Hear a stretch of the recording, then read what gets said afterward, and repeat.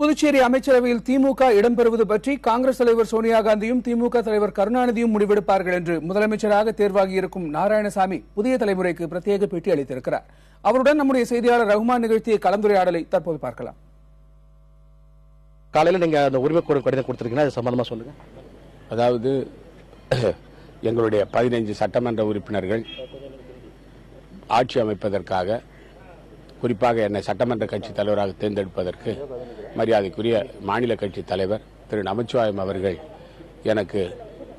என்னை முன்மொழிந்தார்கள். மரியாதைக்குரிய வைத்திலிங்கம் அவர்கள் வழிமொழிந்தார்கள். 13 சட்டமன்ற உறுப்பினர் என்னை ஏகமனதாக மொத்தம் 15 பேர்கள் தேர்ந்தெடுத்தார்கள்.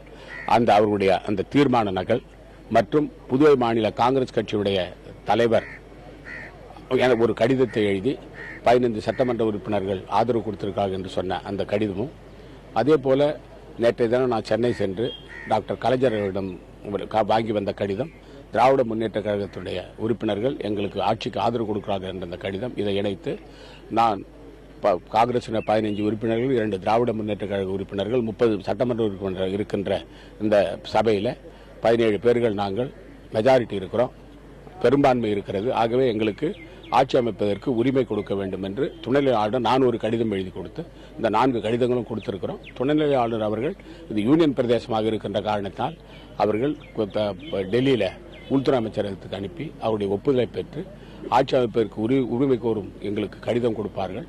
உடனே நானும் கட்சி தலைவரும் டெல்லிக்கு சென்று அன்னை சோனியா காந்தியிடமும் தலைவர் ராகுல் காந்தியிடம் பேசி யார் யார் அமைச்சராக வர வேண்டும் என்பதை முடிவு செய்து அன்னை சோனியா காந்தியோட ஒப்புதலோடு அமைச்சரவை அமைப்பதற்கான அந்த கடிதத்தையும் கொடுப்போம், அமைச்சர்கள் பட்டியலை கொடுப்போம். அதற்கு பிறகு பதவி பிரமாணம் இருக்கும். அதாவது இந்த அமைச்சரவையில் யார் யார் இடம்பெறுவாங்கன்னு ஏதாவது உத்தேசமா இருக்காங்க? அதை முடிவு செய்யறது காங்கிரஸ் தலைவர் அன்னை சோனியா காந்தியும் இளம் தலைவர் ராகுல் காந்தி தான். அதாவது நேற்று கலைஞர் திமுக தலைவர் கருணாநிதி சந்திச்சிங்க, இந்த ஆட்சியில பங்கு அமைப்பு சம்பந்தமா ஏதாவது நீங்க அவங்ககிட்ட பேசுனீங்களா? இது சம்பந்தமா எங்கள் மரியாதைக்குரிய டாக்டர் கலைஞர் அவர்களும் அன்னை சோனியா காந்தி அவர்களும் முடிவு செய்வார்கள்.